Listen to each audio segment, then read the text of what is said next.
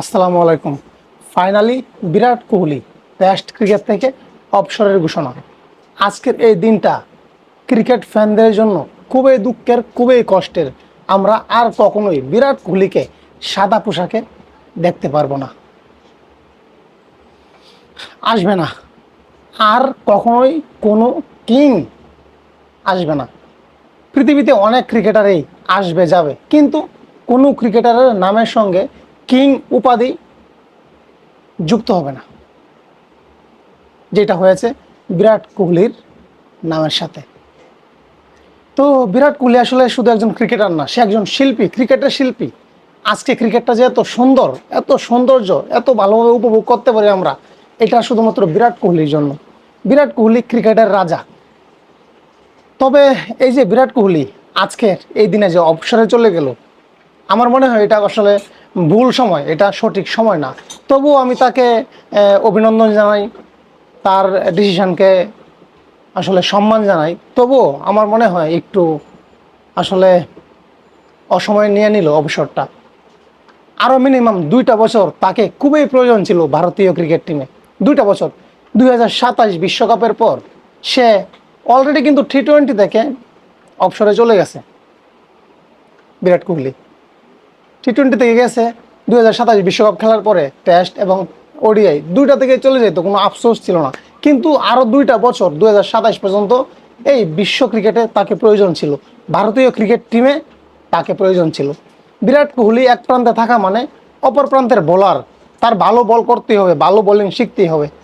মানে বিরাট কোহলি থাকা মানে, ক্রিকেটে থাকা মানে ক্রিকেটের উন্নতি। সেটা শুধুমাত্র ভারতবর্ষের জন্য না, ভারতীয় টিমের জন্য না, সেটা সব টিমের জন্যই।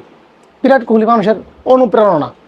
তো আমার মনে হয় বিরাট কোহলি একটু অসময়েই, একটু আর্লি নিয়ে নিয়েছে অবসরটা। আরও 2টা বছর তাকে প্রয়োজন ছিল। বর্তমানে গত 1 বছরের ভিতরে ভারতীয় টেস্ট, যারা টেস্ট যে প্লেয়ারগুলো সবচেয়ে ভালো গেলে ভারতে, যাদের উপর নির্ভর থাকে 3জন ক্রিকেটার, 3জনেই অবসরে চলে গেল। এখন শুধুমাত্র আছে জাদেজা। দেখেন, 6 মাসের মধ্যে যদি একটা টিম থেকে 3জন প্লেয়ার চলে যায়, সেই টিমের মেরুদণ্ডটা একদম ভেঙে যায়। কিছুদিন আগে দেখলাম আমরা, 6-7 মাস আগে রবীন্দ্রচন্দ্র অশ্বিন নিউজিল্যান্ডের সাথে ঘরের মাঠে হোয়াইট ওয়াশ হওয়ার পর ইন্ডিয়া বর্ডার গাভাস্কার ট্রফি খেলার জন্য গেছে অস্ট্রেলিয়াতে গিয়ে যাওয়ার পর রবীন্দ্রচন্দ্র অশ্বিন টানা 3 ম্যাচ সে সুযোগ পায় নাই। 5 ম্যাচ সিরিজ ছিল অস্ট্রেলিয়ার সাথে, অস্ট্রেলিয়া ভার্সেস ইন্ডিয়া। সে 2-3 ম্যাচে চান্স পায় নাই। পরে সে মনের খুবই জিদের রাগে, জানি না কেন, সম্ভবত এই জন্যই অপশন নিয়ে নিছে। অপশন নিয়ে নেওয়ার পর গত 4-5 দিন আগে নিয়ে নিল রোহিত শর্মা দাদা। এখন আজকে আবার শুনলাম বিরাট কোহলি। তো হ্যাঁ, বিরাট কোহলি, রোহিত শর্মা এবং রবীন্দ্রচন্দ্র অশ্বিন 3জন গত 6 মাসের মধ্যে অবসরে চলে যাওয়ায় ভারতীয় ক্রিকেট টিমের ভুগতে হবে, এটা কনফার্ম। মানে মেরুদণ্ড ভেঙে গেছে বললেই চলে। বাংলাদেশ ক্রিকেট টিম থেকে যেদিন সাকিব আল হাসান ক্যান্সেল হয়েছে, এরপর থেকে দেখেন বাংলাদেশ ক্রিকেট টিমের অবস্থা দেখেন, শুধুমাত্র একটা প্লেয়ারের জন্য। আপনাদের বড় টিম, আপনাদের অ্যাভেলেবল প্লেয়ার আছে, তবুও আপনাদের এই 3জন প্লেয়ারকে ছাড়া ভুগতে হবে। রবীন্দ্রচন্দ্র অশ্বিনের কথা বলে শেষ করা যাবে না। সকালবেলা ঘুম থেকে উঠে যখন স্কুলে যেতাম, স্কুলে যাওয়ার সময় দেখতাম রবীন্দ্রচন্দ্র অশ্বিন বোলিং করতেছে। সকাল 10টার দিকে 9টার দিকে স্টার্ট হয়েছে খেলা। আবার বিকেলবেলা যখন স্কুল থেকে বাসায় আসতাম 5টা বাজে, বাসায় আসা থেকে রবীন্দ্রচন্দ্র অশ্বিন বোলিং করতেছে। এটা শুধু বলার না, রবীন্দ্রচন্দ্র অশ্বিন শুধু মানুষ না, মেশিনম্যান বলতে পারেন আপনি। রবীন্দ্রচন্দ্র অশ্বিন ভারতীয় ক্রিকেট টিমের অনেক ম্যাচ জিতাইছে। যদিও T20 ওয়ানডেতে যদিও রবীন্দ্রচন্দ্র অশ্বিনের বেশি আসলে ভূমিকা নাও থাকে, কিন্তু টেস্ট ক্রিকেটে রবীন্দ্রচন্দ্র অশ্বিনের ভূমিকা অপরিহার্য। অনেক ম্যাচ বোলিং করে জিতেছে, 5 উইকেট পাইছে অ্যাভেলেবেল। অনেক ম্যাচে লোয়ার অর্ডারে ব্যাটিং করে ভালো রান করছে, 100 মারছে। অনেক ম্যাচ জিতাইছে ভারতীয় ক্রিকেট টিমকে রবীন্দ্রচন্দ্র অশ্বিন। তারপর রোহিত শর্মার কথা আর বলে লাভ নাই, রোহিত শর্মা ভালো খেলছে। এবং বিরাট কোহলির কথাও বলে লাভ নাই, আপনারা সবাই জানেন।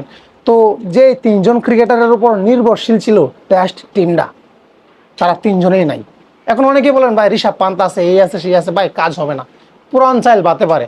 অভিজ্ঞতা কখনোই আপনি টাকা দিয়ে কিনতে পাবেন না, অভিজ্ঞতা আপনি বাজারে কিনতে পাবেন না। এবং টেস্ট ক্রিকেটটা অভিজ্ঞতার খেলা, অভিজ্ঞতার জন্যই। তবে আমি একটা জিনিস ভালো লাগে যে ভারতীয় ক্রিকেটাররা ফর্মে থাকা অবস্থায় তারা রিটায়ার্ড নেয়, মান সম্মান নিয়ে যায়, মান সম্মান বিলিয়ে যায় না।